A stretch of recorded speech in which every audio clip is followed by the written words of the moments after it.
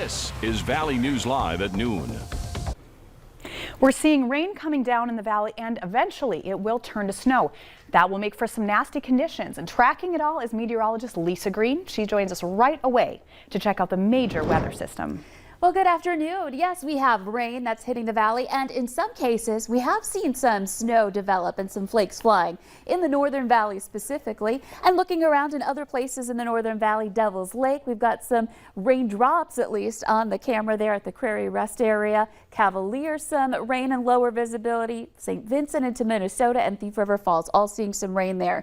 And here's a look at the latest radar. I mentioned some of us have had some flakes. I just had a report that we had some flakes flying but not sticking not too long ago in the Langdon area. It looks like that snow is moving on. So we're going to be seeing a little bit of that mix happening more likely in the northern valley. The rest of us right now seeing some rain. It's been a little bit quieter in the south recently, but we're starting to fill in that rain in the southern end of the valley too. So zooming in on the north, again, anywhere you see this blue is where we've got snow trying to mix in, or maybe just all flakes falling in some of these spots here. It's not sticking at the moment, but as we head through time, we'll see that potential increase here into tonight and tomorrow. Here's a look at our conditions right now. Some rain showers in Fargo, Grand Forks, Jamestown. We've got temperatures into the upper 30s to some mid 40s out there at the moment. So above freezing for now, but again, big changes ahead. More details on that coming up in just a couple of minutes.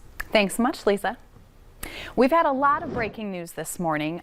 First up, we have breaking news just into the newsroom. The FBI is now involved in a missing person case out of the Turtle Mountain Reservation.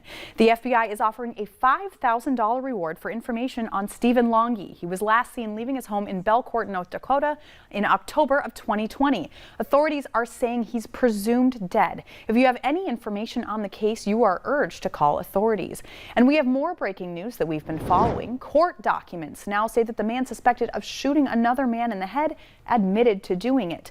Documents state that Oliver Burhouse suspected that Cody Landress and another man stole several firearms from him. Documents also say that Burhouse shot Landress because he confronted him with a bat.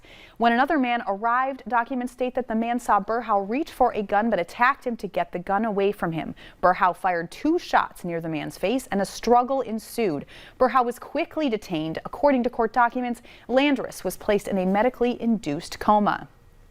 And we have a breaking news update on the fire that destroyed multiple garages and 2 vehicles in Dilworth.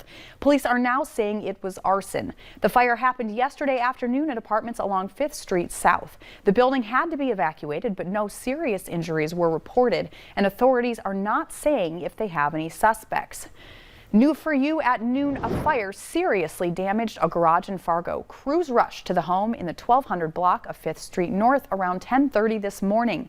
The garage was fully engulfed in flames and fire damaged a neighboring home. There were people in the garage at the time, but they are okay, and the cause of the fire is still under investigation. Meanwhile, crews are working at a house fire in Jamestown. Police says that the fire is on the southwest side of town by Lloyd's Motors. Some streets are closed nearby as firefighters get it under control. No information additionally is being released on that fire. The now closed Bismarck-based photography business, Gloucester Images, had its first hearing in civil court this morning. The attorney representing the state attorney general's office says Gloucester's attorneys didn't provide the court with emails, evidence, and files. He thinks Jack Gloucester could be deleting evidence. Gloucester's attorney says their team has been working with third-party vendors to save all emails, data, and files since the business's sudden closure. Gloucester's attorney says they were not given enough time to prepare all of the files that were requested. And we have new information on the scandal surrounding South Dakota's Attorney General. Lawmakers are in special session now moving forward with impeachment. Lawmakers voted yesterday to go forward with the process on Jason Ravensborg. Authorities say in September of last year, he hit and killed a man while driving home from a fundraiser. Originally, Ravensborg said he thought he hit a deer and left the scene. It wasn't until the next morning authorities knew that he had hit and killed a man. South Dakota's governor is calling for Ravensborg to be impeached.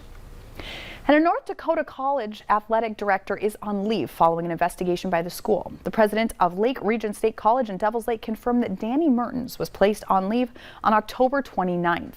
They're not providing details about the nature of the situation, only that the leave was initiated pending a review of information brought to the college's attention. The college's website says Mertens is in his 5th season as coach and his 14th year in the school's athletic department. Food banks across the country are struggling still to feed everyone who comes through their doors.